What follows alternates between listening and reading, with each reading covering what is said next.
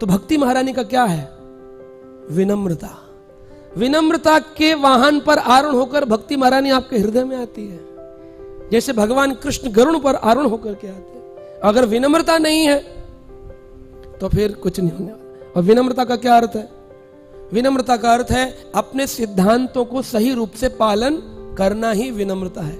ये विनम्रता नहीं है मौसी के घर गए और बोली प्याज का पराठा खा ले, प्रेम से बनाया है, क्या आपने कहा था विनम्र बनो, हमने खा लिया। ये विनम्रता नहीं है। अपने सिद्धांतों को सही रूप से बने रहना, वैष्णव समुदाय में अपने को सबसे नीचा मानना, इसको विनम्रता कहा गया है। कभी भी अपने पद प्रतिष्ठा ज्ञान का कभी भी अहंकार रंच मात्र भी नहीं होना चाहिए, जो फ्री ऑफ कॉस्ट भगवान के द्वारा दिया जाता है। जैसे ही आपको कोई डिग्री मिलेगी, साथ में क्या मिलेगा? ये आपने मायापुर से किया है भक्ति शास्त्री, फ्री में क्या मिलता है? अहंकार। ये आप हो गए भक्ति वैभव, ये हो गए वृंदावन इंस्टीट्यूट से, आपको साथ में फ्री ऑफ कॉस्ट मिल रहा है अहंकार। ये हो गई आपकी ब्राह्मण दीक्षा, अब आप ऑल्टर में सेवा करेंगे, साथ में आपको सूक्ष्म रूप में फ्री मिल रहा है। अब आपको देखना है फ्री वस्तु चाहिए कि नहीं चाहिए। फ्री वाली वस्तु के जो भौतिक जमाने के लोग हैं वो 1+1 वाली चीजों को ज्यादा देखते हैं, अमेज़न पे जाते हैं 1+1 को चूज कर लेते हैं। उनको ये नहीं पता होता क्योंकि मैंने MBA किया है कि वो जो 1+1 में होता है उसमें वो आपसे 3 का पैसा पहले ही ले लेते हैं। वो 1+1 तो लिखने के लिए होता है, उसका पैसा 3 का ले लेते हैं, तब आपको एक चीज फ्री देते हैं। तो फ्री का जो जमाना है, लोग तो कहते हैं, कुछ लोग मजाक में, फ्री में तो अगर हमको पेट्रोल मिले तो पी जाए, ऐसा फ्री का जमाना है। तो फ्री जो देखते हैं, इसलिए भगवान भी क्या कहते हैं, मुख्य चीज को लोग छोड़ देते हैं और फ्री वाली को पकड़ लेते हैं। और फ्री क्या मिल रहा होता है? अहंकार। वो ही ले जाते हैं। भक्त सोचता है मैं तो भक्ति कर रहा हूं, लेकिन उसको ये नहीं पता होता उसमें क्या रह गया है। एक बार एक ब्राह्मण दीक्षित भक्त था, उसकी गायत्री का नियम था रोज संध्या 6 बजे एग्जैक्ट, 6, 12, 6 बजे, 12 बजे और शाम को 6 बजे, कभी मिस नहीं किया। एक दिन उसको थोड़ा थका हुआ था, प्रवचन करके आया था तो नींद आ रही थी, तो एक व्यक्ति आया उसके पास आके कहता है उठो उठो ब्राह्मण, समय जा रहा है, तुम्हारी गायत्री का। कह रहा थैंक यू प्रभु जी। उसने कर लिया। जब गया तो पूछा कि तुम कौन हो, मैंने कभी तुम्हें यहां देखा नहीं मंदिर में। कहा मैं कलयुग हूं। कहा कलयुग है? तो फिर कलयुग तो लोगों को भक्ति से हटाता है, आपने मुझे लगाया कैसे? कह रहे क्योंकि मैं जानता हूं तेरे हृदय में जो ये 6 बजे वाला है ना, ये अहंकार बन चुका है कि मैं 6 बजे वाला हूं। इस सूक्ष्म अहंकार को अगर मैं 6:15 तक तुझे सोने देता तो तुझ में एक अहंकार आता, तू मेरे 6:15 तक आज मेरा मिस हो गया तो तुझ में विनम्रता आती, तो रोता गिड़गिड़ाता, लेकिन वो विनम्रता तुझे भक्ति देती। लेकिन कलयुग चाहता नहीं कि तुझे भक्ति मिले, इसलिए मैंने 6 बजे तुझे उठा दिया।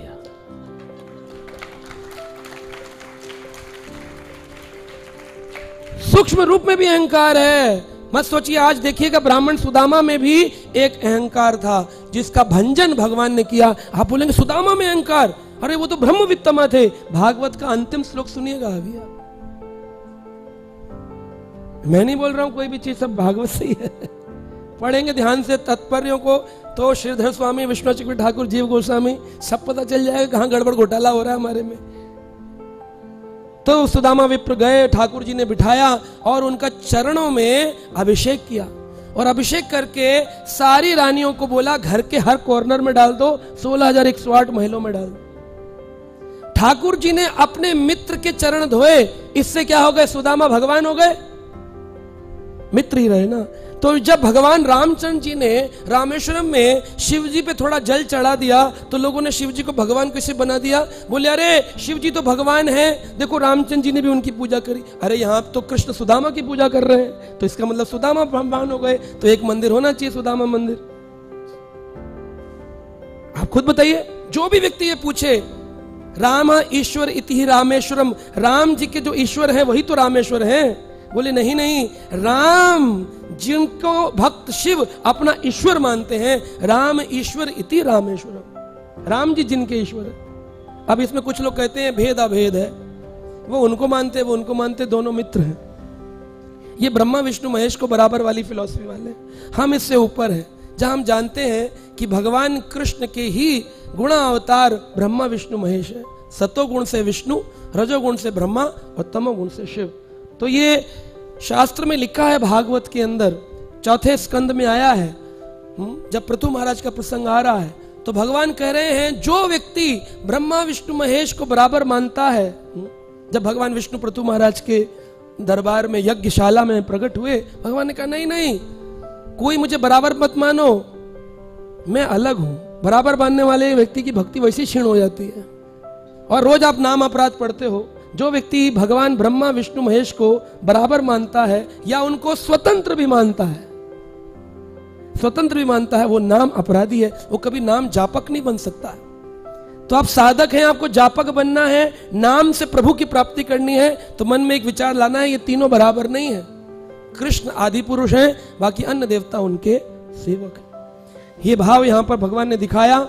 और साक्षात लक्ष्मी जी, जो कि सारी दुनिया लक्ष्मी की पूजा करना चाहती है, वो रुक्मिणी माता खड़े होकर के चावर कर रही हैं और अन्य माताएं खड़े होकर उस गरीब ब्राह्मण के वस्त्रों को देख करके सोच रही हैं कितना दुर्बल इसका शरीर है कि शरीर की नसें तक दिख रही हैं, अंदर की नसें दिखाई दे रही थी। कृष्ण ने बड़े हर्ष के साथ उनके साथ बातें करना प्रारंभ किया कि याद है तुमको वो पाठशाला के दिन जब हम दोनों अपने गुरु संदीपानी के लिए लकड़ी लेने गए थे? पूरी रात आचार्य कहते हैं लकड़ी लेने जब गए सुदामा और कृष्ण गुरुकुल से, तो बारिश हो गई। टीवी में दिखाते चने खा रहे थे, बिल्कुल गलत बात है, कहीं नहीं लिखा किसी श्लोक में भी चने खा रहे थे। और तो और व्हाट्सएप ज्ञानियों ने तो आगे बात बढ़ा दी, वो तो कहते हैं चने खाए सुदामा ने, इसीलिए कृष्ण ने कहा तूने मेरा खाया है, अब मैं तुझे गरीबी दूंगा। कितने कठोर हृदय हैं भगवान। और ये तो व्हाट्सएप में चल रहा है, लोग पूछते भी हैं प्रभु जी क्या ये सिद्धांत गलत है? बिल्कुल गलत है। कहीं भी श्लोक में नहीं आया कि चने खाए, कहीं नहीं आया कि उनके चने खाने से सुदामा गरीब हो गया। तो व्हाट्सएप पे इन सब चीजों को प्रमोट करना, व्हाट्सएप यूनिवर्सिटी को मत पोषण करो, अपने आत्मा को पोषण करो। असली भागवत पढ़ करके, असली भागवत का अभी यहाँ पर डिस्काउंट चल रहा है, भागवत लीजिए ईएमआई में। हर व्यक्ति के घर में एक भागवत होनी चाहिए। रूप गोस्वामी कहते हैं जिसके घर में भागवत है उसके घर में प्राण प्रतिष्ठा की जरूरत नहीं है, साक्षात कृष्ण विराजमान है।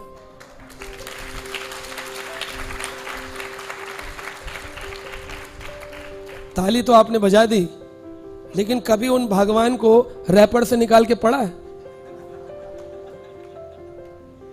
12 स्कंद होते लाइफ मेंबरशिप में, पहला स्कंद खोल लेते हैं, बाकी भगवान कवर्ड होते हैं।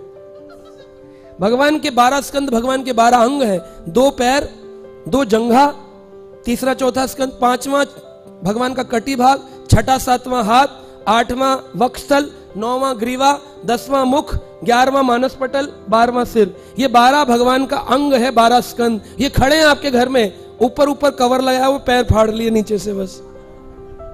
मैं के घर में गया, 11वां स्कंद देना, मैं बोला प्रवचन देना, 11वां स्कंद लाना, बोला लाइए, एकदम लाया।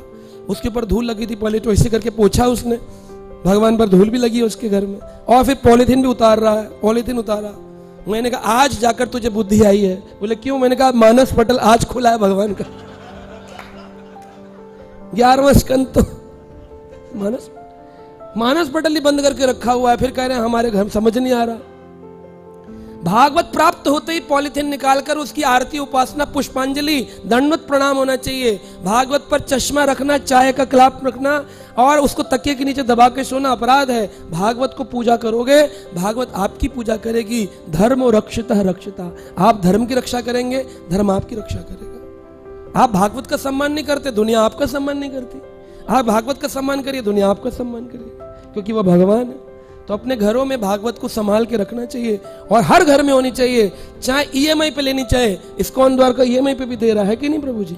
ईएमआई पे भी दे रहे हैं आजकल, भागवत रखना चाहिए। तो यहां पर बताया गया, सुदामा ब्राह्मण जो थे उन्होंने लकड़ी लेकर, बारिश हो गई, पूरी रात पेड़ के नीचे खड़े रहे कि लकड़ी कहीं भींग ना जाए।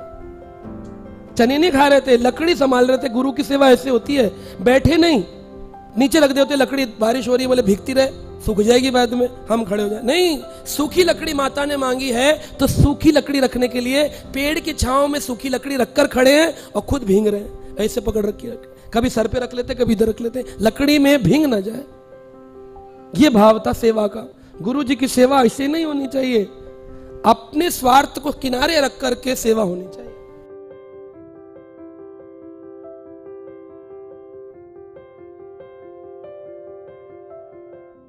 Subscribe now and press the bell icon. Never miss an update.